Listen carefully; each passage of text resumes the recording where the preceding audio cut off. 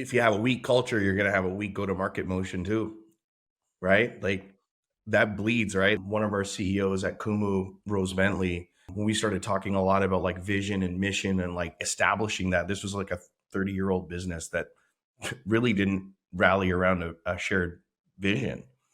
And so she implemented that. By doing that, it hardened the culture of, around value sets and what was important to us as people, why we get out of bed every day to service our clients, our customers. The stronger that is internally, I think that directly equates to having happy, using, adoptive software customers. Welcome to the Founders Journey podcast. Inspiration, education for founders by founders.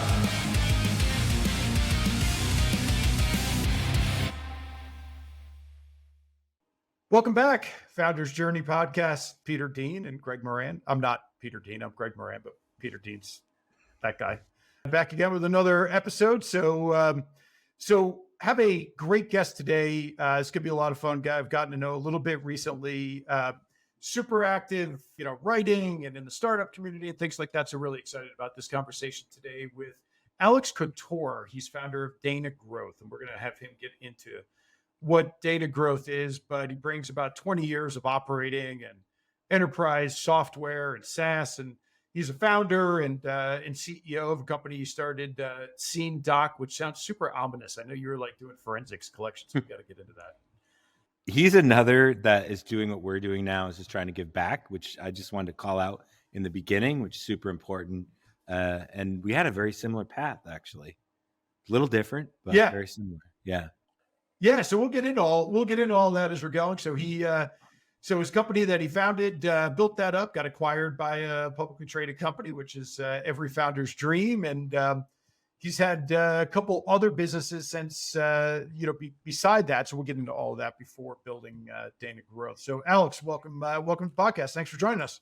Thanks for having me, gents. I really appreciate the platform. Thank you. Yeah, no, glad to have you here. So Peter, you want to get us kicked off? Yeah. So you've been in the startup game for some time now. Why don't you tell us about your journey that led you to Dana Growth and kind of where you came to get where you are today? Well, I guess I'll rewind to the beginning, Yeah. So after graduating from business school, I was really fortunate to have landed my first sales gig at a company called CDW that was based at the time, Vernon Hills, Illinois, just outside of Chicago. Honestly, I always characterized that 8 or so years as a transformative part of my journey. It's really where I got to, chip my teeth in the art of sales. It's where I developed a passion about customers and solving for customer problems. And honestly, it was one of the best sales schools around at the time. In fact, I think at the time, like there was some selling publication that rated CDW as like one of the top 10 places to learn how to sell.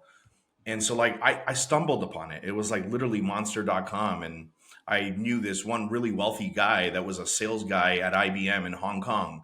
And so when I graduated from school and mom was like, you need to go find a job, I was like, hey, I want to be like Long. And so I was like, I'm going to go and search somewhere where I could sell IT, and came across this 3-letter acronym, CDW, applied. A guy called me from Phoenix, Arizona. His name was Pete Edwards. Actually, I think he might've been in Chicago at the time. And he was starting to bring CDW to Canada through an acquisition of a company called Micro Warehouse. Anyway, long and skinny of it is, I was one of the first salespeople, first employees in Canada. The company grew from 0 to $1 billion. I was there up until about $800 million. I got to learn everything there. Like it was amazing. Like it, I always say like it was where I saw what good sales enablement looked like. Like it was continuous. It wasn't like this bullshit that we see today, guys, where we, throw people in the fire and expect that they're just going to do good. They were like day 1, this was happening, day 30, 60, 90. It was just like ongoing 365 day enablement. And that has been a thread that I've tried to pull on as up until today. It's there actually, though, where I met my co-founder, Adrian. He was a partner of ours at CDW, and he was far more of the visionary as we embarked on building SceneDoc. He had this idea of building a note-taking application. And if I can just bring you to sort of the mind of Adrian, he was in IT services. So, think of it as, servicing at large enterprises, call them banks, hospitals, et cetera, and deploying large projects, data centers, 1,000 laptops are being rolled out. We're putting in new storage arrays and, on a raised floor. And I guess what Adrian saw firsthand back in 2010 was that whenever there was an issue, i.e. like servers showed up without hard drives or their incorrect hard drives in them, a tech would literally need to go to their laptop bag, grab a digital camera, snap a picture of that issue, and then go back to their laptop, open up an email client, create a ticket for IT help desk to deal with, right? And so Adrian thought, hey, with the advent of a smartphone, why can't we do all of that on a mobile device? Snap a picture, create some content on or around an image, and then hit a send button. And I always joke that all of this is trivial today, right? Like all of our kids play with social media applications that do this. They live that this way. is all super revolutionary though, right? Exactly. Yeah, absolutely. But they live this way. You're talking about we got to keep up with the innovation at that time. Oh yeah, as an enterprise sales guy, I knew that mobile was it was just about to be explosive, right? Again, this is 2010. Every CIO that I had privilege to have relationships with or was selling to was thinking about how they were going to put a phone into the hand of executives. How are we going to use tablets? Yeah. All these things were starting to happen, right? So we, two crazy guys, put some money together. We build what would be our first rendition of a B2C app that we called Picky Note. And being two guys from the enterprise, we were like, hey, let's start building this for the BlackBerry Playbook. That was their tablet. Yeah. And people chuckle all the time, what the heck were you guys thinking? But, the BlackBerry owned the enterprise. I mean, that was revolutionary at the time. Yeah. Absolutely. Yeah. And I was always thinking as the consummate sales guy, what could we do where I could sell this back to the CIOs that I've been privileged to build relationships with over the last, 8 years. So we built this note-taking app. It was actually the number 2 note-taking app on the BlackBerry platform next to Evernote, believe it or not. Cool. We thought we were going to make, our riches selling, a 99-cent app to millions of people. That obviously never panned out. But we had a lot of success, learning about mobile app development, sort of building strong mobile first user experiences. So here's where it gets interesting. One day we get an email and it happens to be a deputy director of a federal law enforcement agency in the US. And what he says is, hey, I've been a user of Picky Note. We just bought these 200 BlackBerry playbooks for our federal agents. And I've been scouring all 4 points of the planet looking for a piece of software that would enable my agents to process a crime scene using a tablet. And I think what you guys have is the early innings of what could be a pretty game-changing piece of technology for first responders. Wow. And honestly, for me, it was light bulbs went off. Again, bringing back to go-to-market, everything I do today, it was a repeatable thing that we could go and sell to every police officer around the world. Yeah. And so I thought this was our way to build shelf life and build a true enterprise software company. And so Adrian takes this conversation with this guy. His name was Dr. Ed Espinoza. And we both agree that we're going to work every evening, do napkin sketch wireframes, and go back and forth to adapt the code base of Picky Note to be what would soon be called Mobile CSI. Yeah, that was exactly what we called it. And we had our first paying customer. They had, a few hundred agents using Mobile CSI on the scene of federal crimes. And honestly, that was our foray into, okay, who's going to be our customer and how are we going to go and expand a business around this thing? And I suppose the rest is history. I'll stop there. It's so crazy, amazing. right? Because all of a sudden, you're going down, you're building this thing, right? But not necessarily, you've got one path that you're following and then suddenly this other one comes at you. And it's something we hear all the time, right? Where on the podcast where, you'll hear stories like that. And it's like, yeah, we were doing this thing and we weren't real sure what was going on, but, it felt like it was getting somewhere. And then all of a sudden something like just pops up right out of absolutely nowhere. And it starts to narrow that niche down to something you can just go after. Right. And I think it's something we hear all the time, but it's wild. I think it's super important that you told that story because people want to be entrepreneurs. They're like, I want to do this. But you guys did that, right? And you said, okay, let's find a way. And you got good at something and you kind of refined it. And then you were in the right place at the right time. And this person found you and said, listen, this is what I need help with. And then that's an other piece of advice that we hear a lot is do what people are willing to pay you for, right?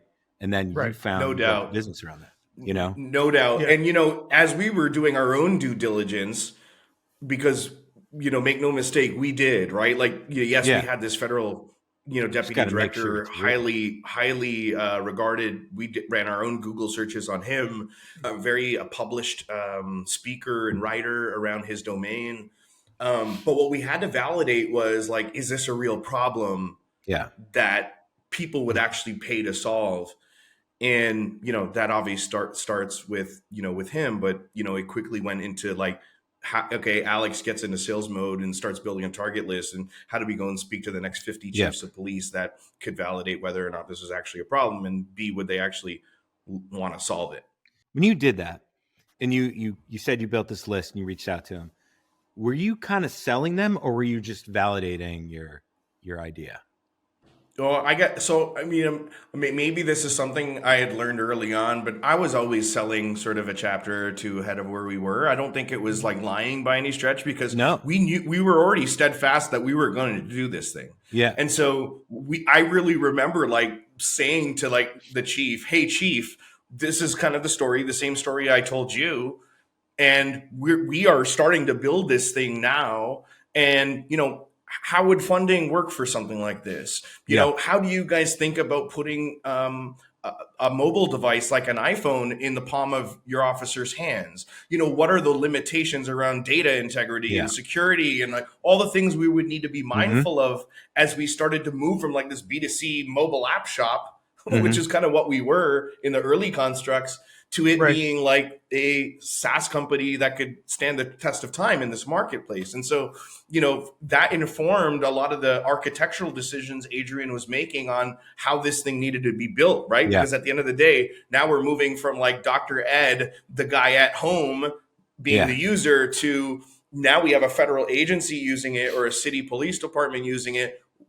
Certainly we knew, just given our backgrounds in enterprise, that like there would be a litany of things we would need to consider in order for them to be able to use it. That's so cool. Because I think there's a couple of schools of thought. Like people are like, go do these interviews. And when you do the interviews, people are like, oh, this is great. But when you ask for money, it gets real, and as a salesperson, obviously you know that.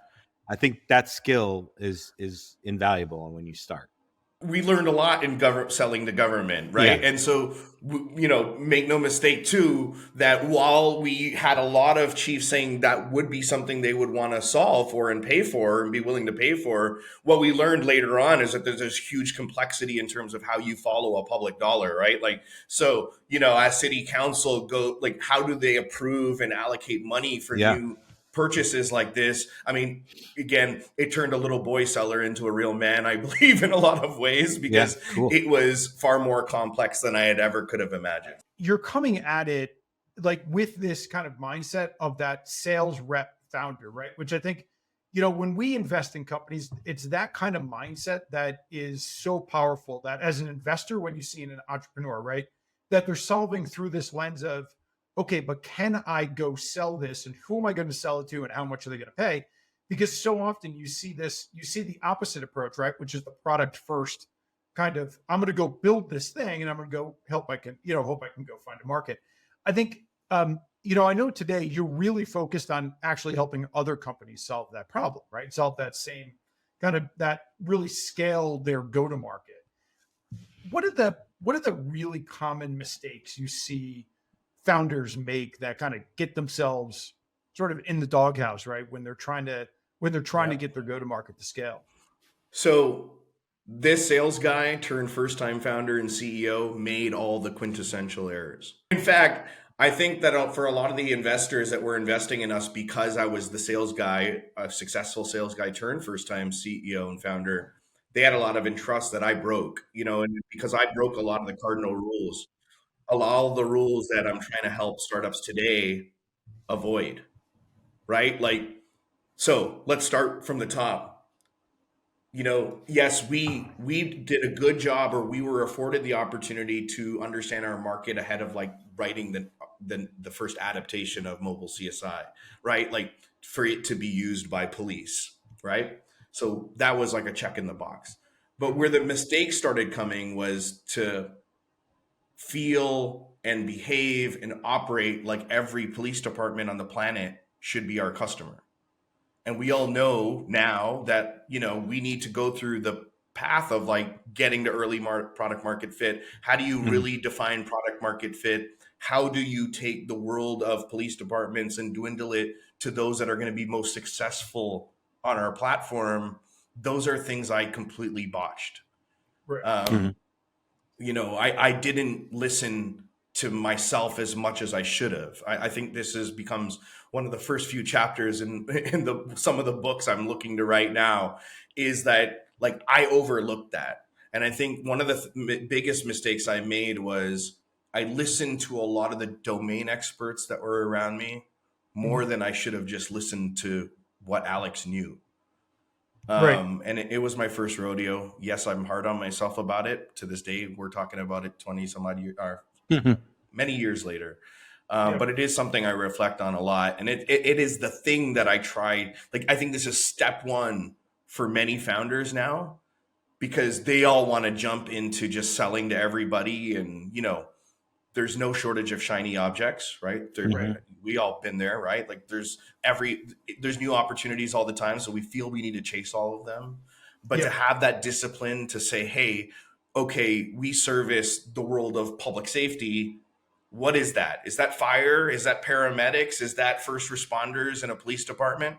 Is that federal? Is that state? Is that local? Is that NYPD, which is where I spent a lot of money and time and mistake? Or is it where we caught our real repeatable sales process, selling downstream to the 17,000 of the 18,000 police departments in the United States that are actually really freaking small, that the big boys like Motorola and TriTech and Central Square and all the big boys had no idea how to sell to. And that's where we caught our stride. That's where the enterprise value of my company was built, was when we figured that part out. Because we were able to get to a customer set that others weren't able to get to in a low cost of acquisition format that really made it a valuable business. It's such an interesting thing, right? Because I think there's probably every other podcast we have a conversation about this concept of number one, really identifying the pain point for this super narrow market, and then being able to go in. But you've got it when you get, it's easy when you think about narrowing a market, right? You can, I think it's easy for a founder to think in your case, oh, we're just going to go sell to every police department and, and every first responder service in the country. And therefore I've narrowed my market. But what I hear you saying is no, it feels narrow because it's not everybody. But what you're saying is, look, they all behave a little bit differently. The New York City Police Department behaves a lot differently than the Livingston, Montana Police Department with, 4 police, right?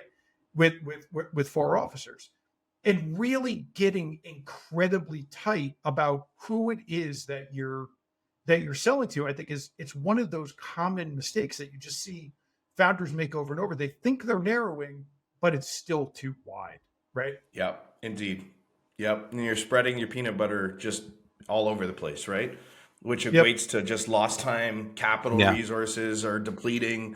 I always kind of joke around, but in all seriousness say that had we gotten to understand our ICP when I think we could have, we probably would have had another 0 or 2 added to our enterprise value when Tyler came to acquire us. That's right. Yeah.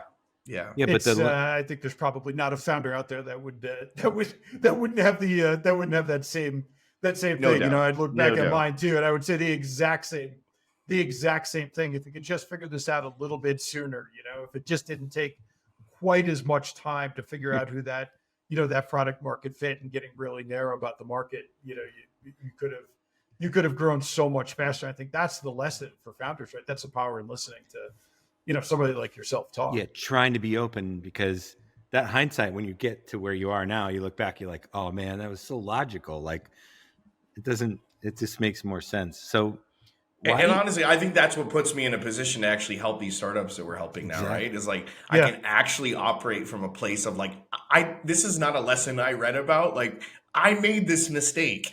And so like they can feel it from me. I mean, maybe the way that hopefully listeners are going to feel this from us here on this recording is that like, damn, like I really fucked that thing up. And this is how you can avoid it. And if we just like slow down a little bit sometimes, because we're always just trying to run a million miles a minute as founders, is that sometimes you just need to sit back and do the homework and write things down and, and then attack.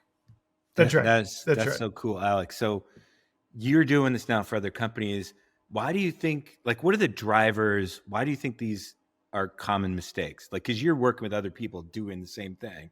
You kind of see it more from this perspective. What do you think the drivers are to making those mistakes? Like you mentioned a couple, but I think it's just like, I think that founders are authentically hungry, right? Yeah. And so that hunger sometimes spills over into being careless, right? Yeah. And I don't know, that's how I think about it. That's one thing that comes to my mind. The other thing is just like, I think being scared of failure, like I got to tell you, I'm completely okay saying it. Up until the day we were freaking acquired and everything, the transaction was done, I was always afraid of it not working. Always. Yeah. And so as a result of that fear in the pit of my stomach and in my heart, you feel you need to turn every damn rock. Right. Again, instead of being more deliberate and purposeful and, methodical. And so, I lost my way on a lot of that process-oriented stuff. And thankfully, I had a business partner that was a process junkie. And so he was really good at stabilizing that as I lost sight of that from time to time. When you and I talked a couple of weeks ago, Alex, for the first time, this was the thing, I think, in reading stuff you put out. And it's just that sort of, that kind of rawness to like, this is how I got myself in these jams, and I think that's really the huge lesson in this, that I could literally feel what you were just saying with that sort of frantic, like, I've got to turn over this rock. I've got to turn over this rock. I need to move faster. I've got to move faster. When the answer really, but this is so hard to talk to a founder about. The answer is sometimes actually, you know what you need to do? You need to do less. You need to slow your ass down, man. Like, you've got to actually kind of be silent sometimes, and not try to control every single thing. But that is, I'll tell you, man, if you can figure out a way to convince a founder of that, because I couldn't be convinced of that. And every other founder, like, you say it because with hindsight, it's so powerful and it's so crystal clear. But man, that is a hard lesson. If you can be that founder who can take that lesson to heart at an earlier stage and just not worry about every last dollar of revenue, but worry about staying focused on that narrow market, and just slow yourself down, slow your thinking down, and get, and just keep executing and keep grinding toward that one end point. It's just, the power in that is enormous, but it's so counterintuitive. I'll do a quick pitch for him. So this is what I've noticed working with a lot of founders I do today, and CEOs. You got to get to know, like, you come in to help them with one, like, to them, it's a discrete thing, and they put you in a box. They're like, I was going to help you with this. I got to solve this problem. But you got to dig and know, like, this guy's been around. He's done it before. There's more I can learn from him. Open up a little bit. Some of those people around you, right? Like an Alex. Like, he can give you more insight than maybe what he's just here to help you with. That's right. And honestly, it's been interesting. It's interesting you say that. Ever since SceneDoc, I would say that my life has moved from, and I don't mean this in any negative way, like just being the sales guy Yeah. to like now being this person that can work across a business. And, I've seen this now, like from the time we exited SceneDoc, when I was SVP of global sales at Kumu, I ended up becoming like, I think not just the sales leader, but somebody that was helping the CEO in a confidant sort of way. Yeah. And I see this across all my clients now. Is like sometimes we're coming in to talk about serving as a fractional CRO for a company, but without any doubt and without any fail, the engagement will move from that to being a coach or an advisor to that CEO because they see it as too limiting to keep me just in the lane of helping on the revenue op side, So I think that, and I suppose you guys know this firsthand, like this is part of the beauty, I believe, in starting your own company, right? Like I talk to my kids at 12 and 10 like they're adults. I've been doing this for years. That's how my relationship is with them. And I'll always tell them that they should go and work in a big company so that they can understand what big company stuff looks like, the good, bad, and ugly of all of that. But I think they really should get into building something on their own, because I think that's where you really start to grow, right? Like that's where you really, really learn. Like startup is the best classroom I could have ever gotten. Right. I always kind of say two things. Like there's two ways to learn in life. I think startup is one of them. Traveling is another, right? Yep. Like I think the world is a tremendous classroom as well, right? The more we can get out of the communities and environments that we are in every day, I think that's how you accelerate learning. And for me, like learning is what it's all about. Absolutely. So, if you were to boil this down, Alex, if you were to kind of give, in just real simple terms, give a founder kind of the three sort of best practices or best pieces of advice, just really simple, to start to accelerate their growth. And maybe it's not even growth. Maybe it's just their startup in general, right? What do you think they would be? Spend 90% of the time with customers and prospects. Like turn off everything else. Like forget the investors, forget even, you hire good people that you can not have to micromanage, like trust and verify. I'm a student of that game. Like hire good people so you don't have to be in that trench. Be in the trenches with prospects and customers, learning feverishly about how they're using your software, why they bought it, what's changed the most since they bought it. Like that is where I think the gold is. Secondarily, stay doing that as long as you can. Like, again, I think that like I fell in the trap of like, okay, we've raised venture capital, so we now need a big executive team. Like, stop all that. Like, again, stay in the trenches, make those prospects your best friend, make the market your best friend. I think that's like one of the biggest learning lessons, I would say. Second, because I don't know if I have a third, is have good mentors. Like Greg, you and I talked about this when we first interacted. I've been really blessed to have a guy like George Heinrichs on my side. There's a gentleman by the name of Ian Locke that is a mentor to me. These are guys that I met through my journey as I was building SceneDoc. But like most things in my life, I continue to invest in these relationships, and they're with me to this day. We're almost on a daily basis still texting back and forth, because I think that's super critical. Like, surround yourself with good people. My dad would always say, show me your friends, I'll show you who you are. I'm sure his dad said that to him, but it's something he taught to me pretty early in my life. I didn't learn it. I was a knucklehead for many years. I kept the wrong people around me as I was growing up, and that led to a lot of the problems I got into as a youngster. But today, I would say I'm pretty darn good about keeping smart people around me. That's why I'm going to keep you guys around me. You can judge the intelligence later. But that's why we brought you. No, but here. I love that. Like I love having people around me that actually have very different experience than the one I had. Yeah. Right. Because then for me, just through osmosis, I get to like learn about those things and make it my own. And in some ways, sometimes, like depending how immersive I can get, like I can actually feel like I was on that journey with them. Yeah, Yeah. And all absolutely. of It's, that has helped me, you know. building that community and, and building that support network.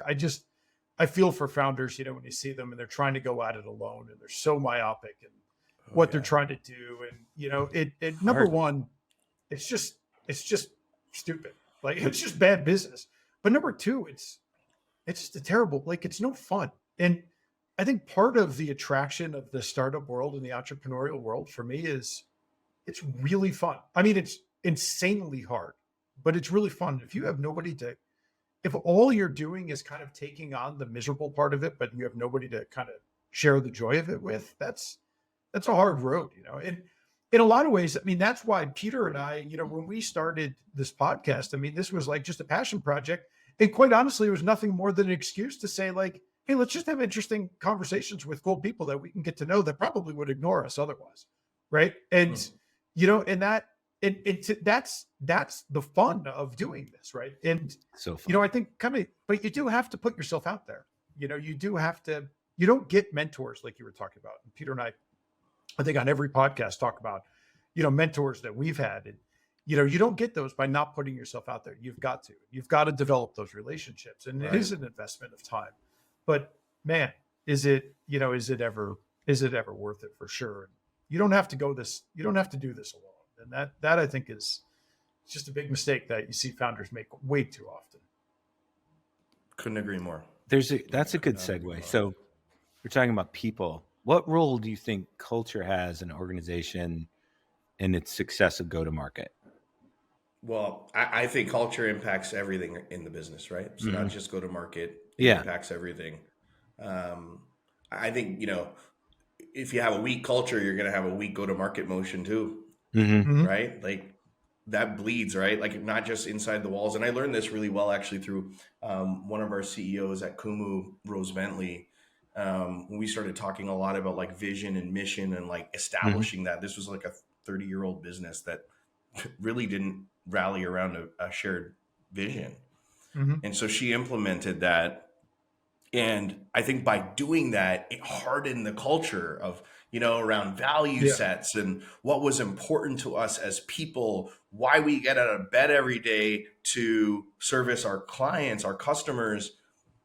The stronger that is internally, I think that directly equates to having happy, using, adoptive software customers.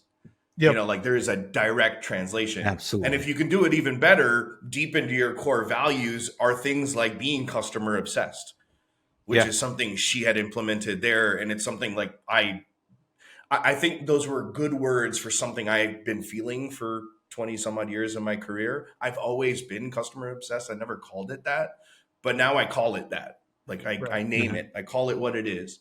And I think that if you have employees and teams that really believe that, then everything in the go-to-market motion actually becomes centered on that and grounded in that. Yeah. Yep. Sure. I mean, it's certainly the force multiplier, right? Like that you can really start to get when this thing can, I think without a strong culture, right? I mean, you're just kind of pushing the rock, It's boring, right? Like, ahead of having those things defined and, ones that like everybody in the team can synchronously shout from the mountaintop. Yeah. Like it's boring. Right. Like, do you want to be in the boat where everybody's rowing in the same direction because we know precisely why we're rowing in that direction? Or do we want to be in the boat that we don't know that? Yep. Right. But to take it, to drill down on that just a little bit, Alex, right? There is, at least I find, right? There are cultures that, there are unique kind of strengths within a culture. And you see some that are very, very, very technically driven culture where it's really about product excellence and technical excellence and things like that. And you also see other cultures where it really is about, like, we have a culture of selling, right? You think of like, or, I don't know. EMC, Oracles, like when we grew up at CDW, they were like those shops. Yeah. Totally. Yes, and you talk about CDW. CDW was legendary for that, right? Yeah. That they just built, I mean, their competency, their culture revolved around that sales mentality. And I think, it is interesting, right? Because you do see companies where when and again, I'm not judging one type of culture versus another. But when you see companies that really start to scale, there is something to be said for that culture that rewards selling, right? Where it's not a dirty word, it's not frowned upon, but it actually is who we are, right? Because you do see the other side. You do see sometimes where it's like, no, we're not about that, right? People are going to come to us, and it creates a real challenge. Yeah, so you're not opposed to a sales-centric culture. No, is that right? No, yeah. No, not at all. Because you're right. I think so many people frown upon it today, and I think that's something that's been lost in a lot of companies today. Yeah. Yeah. No. I'm certainly not against it. I think it's something that I'm also not against a very product centric or very technical centric culture, but you have to balance that, right? Yeah. You've got to be able to balance. That's why I think putting the customer at the center, and I apologize if I just 100%. But if you keep the customer at the center, then you can integrate being a sales-led culture. You can integrate being an innovation-led culture because it's all for the purpose of servicing the customer. Yeah, it's why you do it and how you do it, right? It's the why and the how that drive what you're talking about. Want to shift gears here in our final couple of minutes because I know today, and you've kind of referenced this a little bit, but I know today you're really focused on giving back. There's a lot sort of, yes, you're working with companies. You obviously make money doing that. However, there's a kind of a deeper value here for you, I know, in kind of giving back through foundation and things like that. Talk about that motivation a little bit, Alex.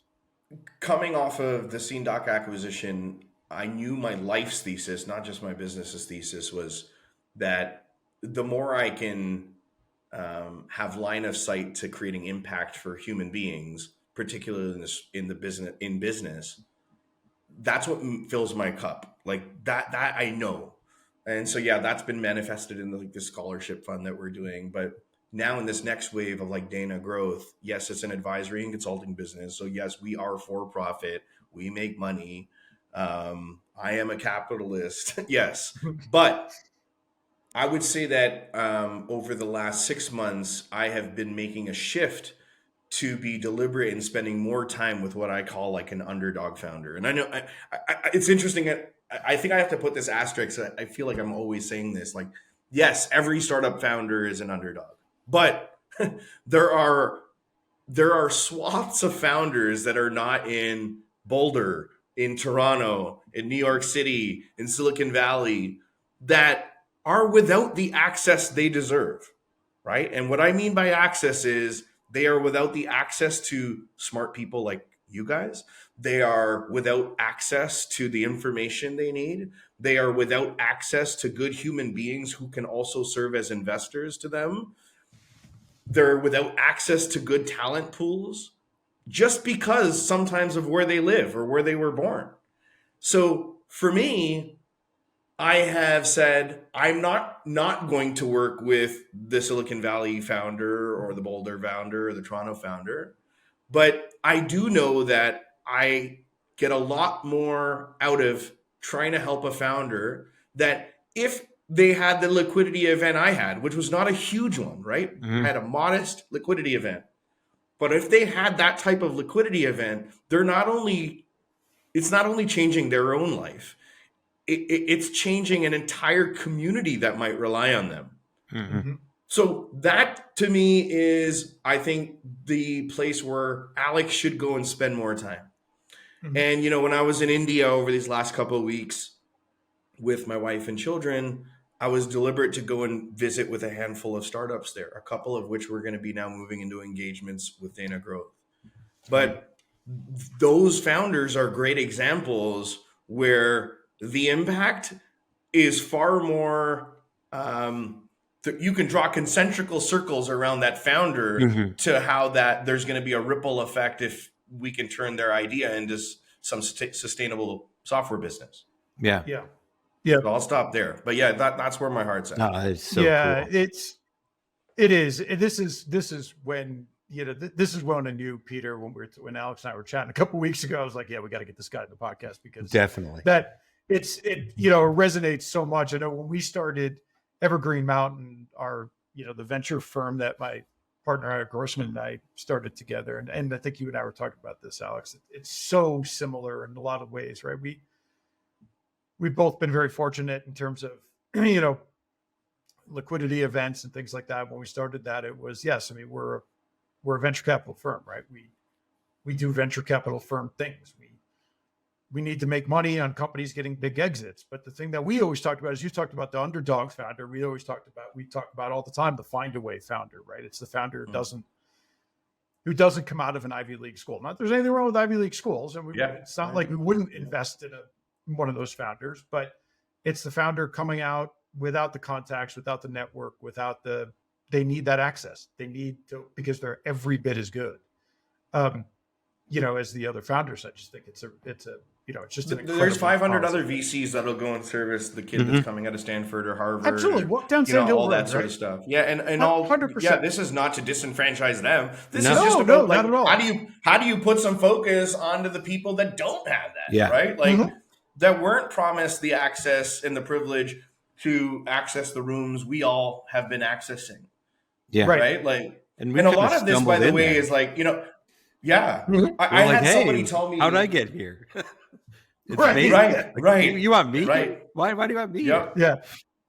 I had somebody tell me the other day that, as I was explaining this next wave of my business, that like, shame on the founder if they can't get into the rooms you've gotten into. Like questioning that was their inability of some sort. Yeah. Right? And you know what? That's not like there are people in the continental US, right? Pick an inner city.